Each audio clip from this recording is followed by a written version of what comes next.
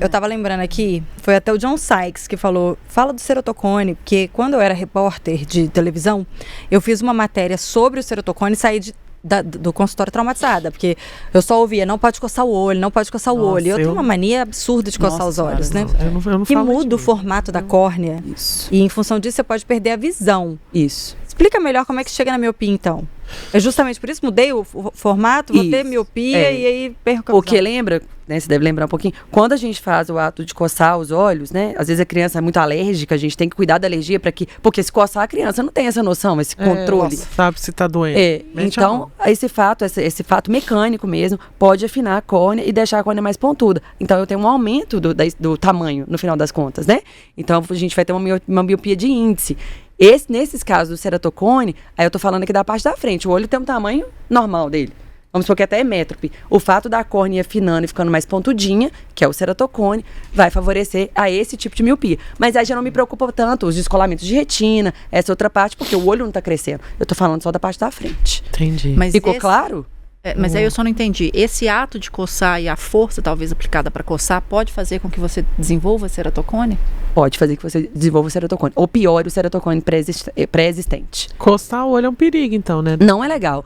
O fato de, se você pressionar um pouquinho, você vai ver um pouquinho de luz e isso é estímulo da retina. Então, não é. Eu brinco que coçar o olho é com o cotovelo. Não é. Se o olho tá coçando, a gente tem que tratar. O olho tá seco. Esse excesso de tela tá deixando o olho seco e com isso a gente tá levando a um processo de coceira, de prurido ocular. Impressionante, né? Quando eu fico muito tempo no celular, principalmente à noite, né? Que o único foco de luz é a tela, meu olho acorda assim, péssimo, meio, sabe, puxento, vermelho. Cheio de vasinhos, assim, né? Isso é a tela, né? Tem um estudo que colocou uma câmerazinha e observou o número de piscada.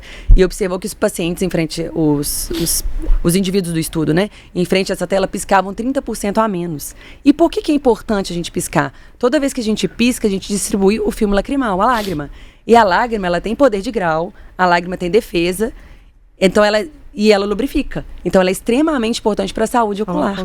Então o fato de piscar menos, você vai deixar esse olho muito mais suscetível às conjuntivites, né? Porque você está distribuindo muito menos defesa. E o olho seco. E a síndrome do olho seco é muito desconfortável. Tive até uma professora da graduação, que hoje é minha paciente. Ela falou assim, nossa, eu só fui perceber o tanto que meu olho me incomodava depois que eu comecei a tratar. Porque ela viu que o olho hidratado é muito melhor, né? Porque eu fico com o olho muito... até para enxergar melhor. Porque a lágrima, por si só, ela tem capacidade de ajudar a gente a enxergar melhor. Ela limpa os olhos, né? Tem poder de refração. Nossa, então assim, as pessoas alérgicas estão lascadas também, né? Eu parei lá na alergia, porque eu sou rinituda, sinusituda. Eu gabaritei todos os ites. E aí eu tenho bronquite também. Eu vivo coçando meu olho. Porque o olho tá no corpo, eu brinco com o paciente. E eu sempre faço, assim, eu penso a medicina como o olho todo. O que é difícil, às vezes, você olhar só pro olho, né? Fala assim, peraí. Às vezes eu olho, atendo muita criança, eu falo, não, deixa eu abrir a boquinha. Aí você vê que tem um palato alto, você vê, nossa, essa criança é uma criança extremamente alérgica. Então, o que eu espero? Um olho acompanhando o quadro. Então, eu preciso tratar essa criança, mas contar com a colaboração do pediatra, do alergologista, pra gente fazer um trabalho dentro do todo, né? Entendendo esse paciente e que o olho, ele tá expressando um processo que está acontecendo no corpo como um todo. É engraçado, quando eu até assustei aqui da questão da coceira, porque para mim, assim, essa coçadinha, tem uma coçadinha para mim que seria natural ou normal, assim, ao acordar, que você dá uma coçadinha. Coçar o olho não é normal, é sinal que... confortável, ele não coça.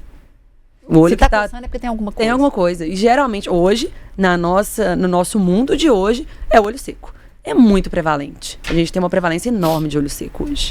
Existem, de acordo com o clima, né? Assim, outono, verão, isso pode aumentar ou complicar, tipo, né? Sei lá, até a própria miopia mesmo. A miopia em si, não. Mas o olho seco, sim. Né? Por exemplo, Belo Horizonte. A gente fica um período muito grande sem chover. E aí vocês trabalham dentro do estúdio com ar-condicionado. E às vezes a mulher ainda está na menopausa. Então juntou fator hormonal, fator do tempo, né, mesmo, e a condição do ambiente. Tudo isso vai favorecer a piora do olho seco. Mas nesse momento atual, né, que a gente está com temperaturas mais baixas, eu acho que nem está tão seco assim. A gente também, nem está tão seco assim.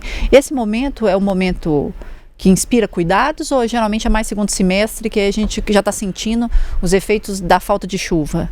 Agora ainda está, vamos dizer assim, suave, porque a gente teve um abril ainda chuvoso, surpreendente. Ajuda um pouco. Agora a gente tem que considerar também os períodos de alergia, né?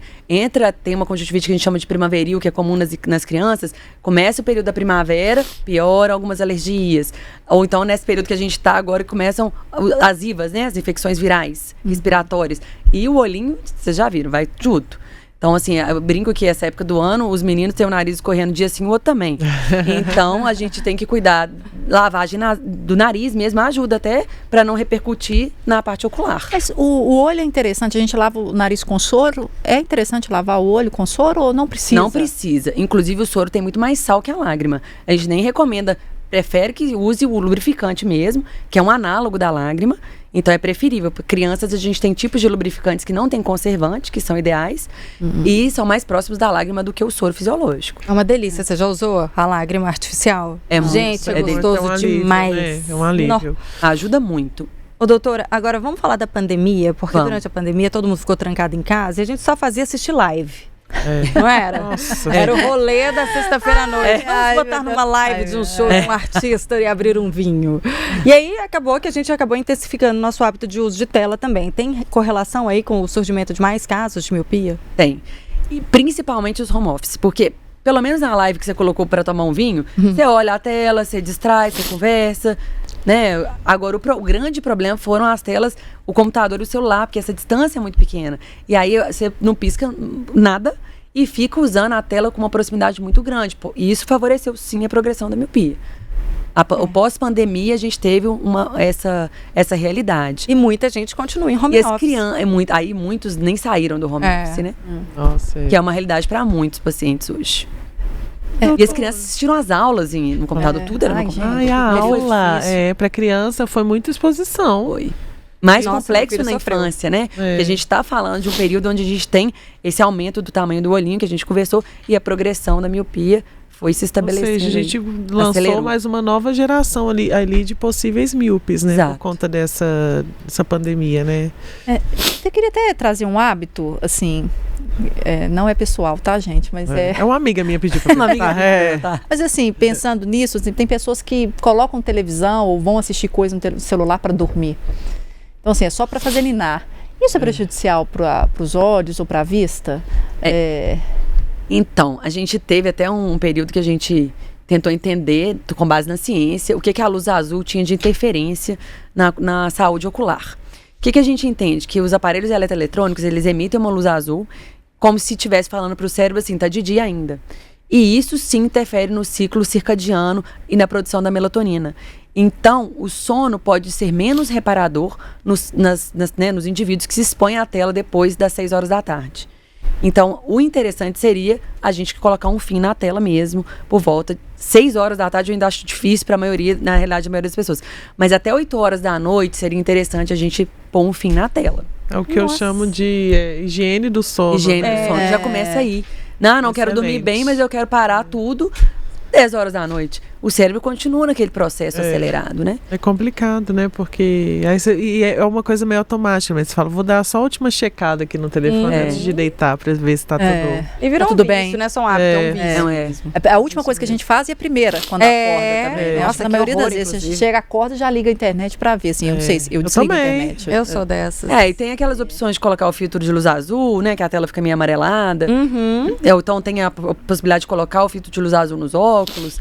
Mas eu penso que isso vai um pouco além. Acho que a gente vai deixando a modernidade e interferindo no nosso modus vivendi, assim.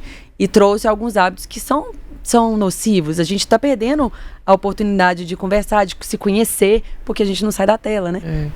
E como é que você avalia, então, esse pedido lá nos Estados Unidos, da NAS, essa proposta americana de reclassificar a miopia como uma doença e não só como um erro, né? É um erro? Um erro refrativo, né? Um refracional.